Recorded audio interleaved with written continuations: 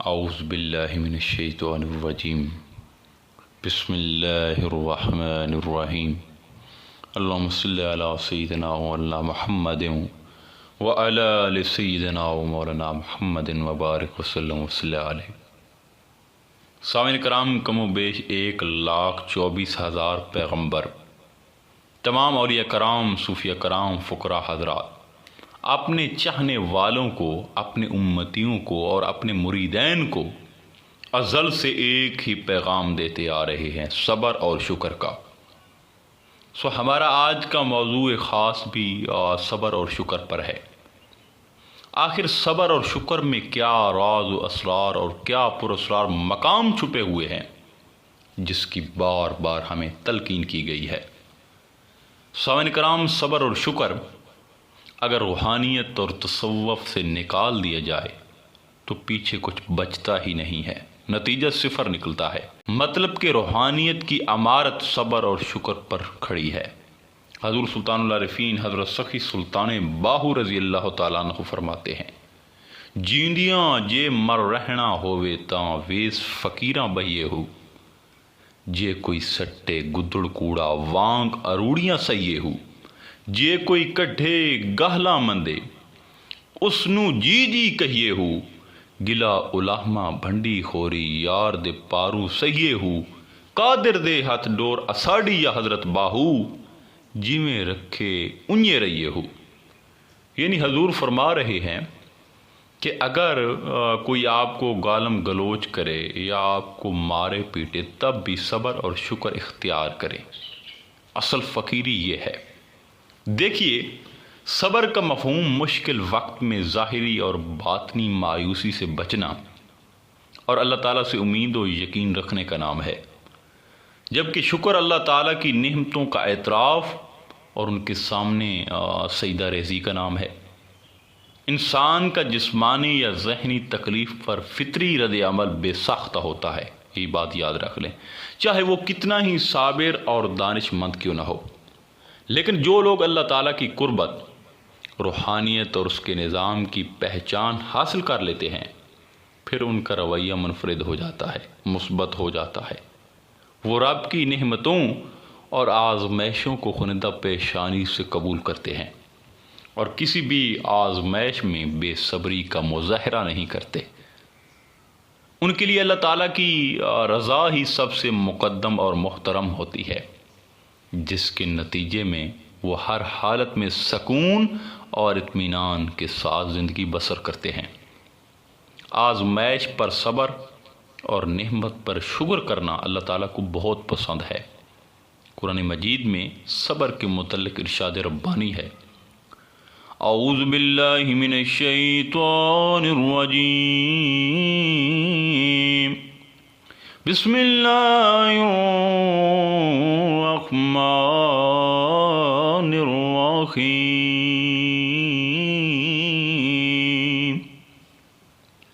یا ایہا الذین آمنوا اصبروا وصابروا وربطوا واتقوا اللہ لعلکم تفلحون۔ اے ایمان والو، صبر کرو اور ثابت قدمی میں زیادہ سے زیادہ محنت کرو اور جہاد کے لیے مستعد رہو اور ہمیشہ اللہ کا تقوی قائم رکھو تاکہ تم کامیاب ہو سکو۔ ایک اور مقام پر ارشاد ہوا، اور اے حبیب صلی اللہ علیہ وآلہ وسلم صبر کیجئے، اور آپ کا صبر کرنا اللہ تعالیٰ ہی کی توفیق سے ہے۔ اللہ عزوجل نے صابرین کو اپنی معیت کی خوشخبری سناتے ہوئے ارشاد فرمایا، ان اللہ مع الصابرین، بے شک اللہ صبر کرنے والوں کے ساتھ ہے۔ اللہ تعالیٰ نے صبر کے ساتھ شکر کا بھی حکم جو ہے انسان کو دیا ہے۔ ارشاد باری تعالیٰ ہے، اگر احسان مانو گے تو میں تمہیں اور دوں گا، اور اگر ناشکری کرو گے تو میرا عذاب سخت ہے۔ حضور نبی کریم صلی اللہ علیہ وآلہ وسلم نے اپنے اعمال، افعال اور اقوال سے صبر اور شکر کی اہمیت کو واضح فرمایا ہے۔ سیدنا ابن عباس رضی اللہ تعالیٰ عنہ سے مروی ہے کہ حضور علیہ السلام نے ارشاد فرمایا، جسے 4 چیزیں مل گئی اسے دنیا و آخرت کی بھلائی مل گئی: شکر کرنے والا دل، ذکر کرنے والی زبان، آزمائش پر صبر کرنے والا بدن، اور اپنے اور شوہر کے مال میں خیانت نہ کرنے والی عورت۔ سامعین کرام، حضور غوث اعظم شیخ عبد القادر جیلانی رضی اللہ تعالیٰ عنہ فرماتے ہیں، اللہ تعالیٰ ہمیشہ اپنے مومن بندے کو اس کے ایمان کی پختگی کے لحاظ سے آفت اور ابتلا میں ڈالتا ہے۔ جتنا کسی مومن کا جو ہے ایمان قوی ہوگا، اتنا ہی بڑی آزمائش سے اسے گزارا جائے گا۔ چنانچہ ایمان کے درجے کے اعتبار سے دیکھے تو رسول کی مشکل نبی کی مشکل سے زیادہ بڑی ہوتی ہے۔ اسی طرح نبی کی آزمائش ابدال کی آزمائش سے سخت ہوتی ہے، کیونکہ ابدال کے ایمان سے نبی کا ایمان زیادہ مضبوط اور توانا ہوتا ہے۔ پھر ایک ابدال کی ابتلا ولی کی ابتلا سے زیادہ ہوتی ہے۔ بالکل اسی طرح آفت و آزمائش کے درجوں میں کمی ہوتی جاتی ہے، اور مومن بندہ اپنے ایمان و ایقان کے مطابق جو ہے امتحان میں ڈالا جاتا ہے، جہاں اسے صبر اور شکر کرنا چاہیے، نہ کہ اسے گھبرا جانا چاہیے۔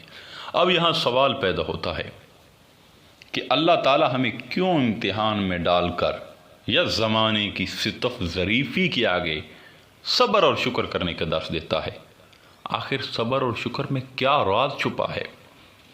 دیکھیے، اس چیز کو سمجھنے کے لیے میں سب سے پہلے آپ کے ساتھ حضور داتا علی حجویری کا ایک واقعہ شیئر کرتا ہوں، جو آپ نے کشف المعجوب میں تحریر فرمایا ہے۔ آپ فرماتے ہیں کہ میں اس وقت لاہور میں تھا اور میں کافی عرصہ تک مقام فنا فی اللہ میں پھنس چکا تھا، آگے نکل نہیں رہا تھا، مطلب کہ فنا سے بقا میں نہیں پہنچ رہا تھا، اور لوگوں کو واعظ و نصیحت اور نظر کرم کے لیے مقام بقا کا ہونا نہایت ضروری ہے، جو اب تک میرے پاس نہیں تھا، اور روحانیت جاری اور مسلسل سفر کرنے کا نام ہے۔ سو آپ فرماتے ہیں کہ میں حیرت زدہ تھا۔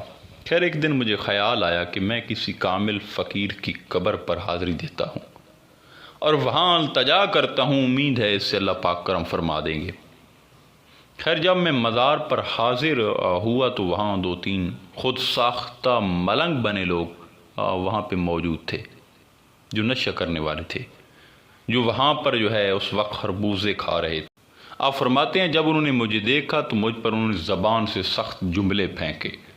جب میں نے ان کی جملوں کا جواب نہ دیا تو انہوں نے مجھے خربوزے کے بیج اور خربوزے مارنا شروع کر دیے، اور میرا گڈڑی لباس پہنا ہوا تھا، انہوں نے میرے لباس کی پامالی کی اور مجھے دھکے دے کر مزار سے باہر نکال دیا۔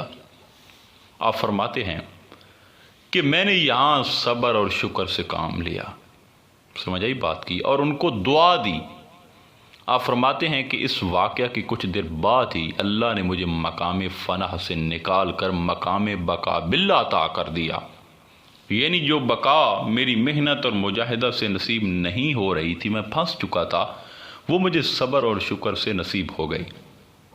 سامعین کرام، یاد رکھ لیں کہ صبر اور شکر کے پیچھے وہ مقام جو ہے روحانی چھپا ہوتا ہے، جو آپ کے ہزاروں مجاہدوں سے بلند تر ہوتا ہے۔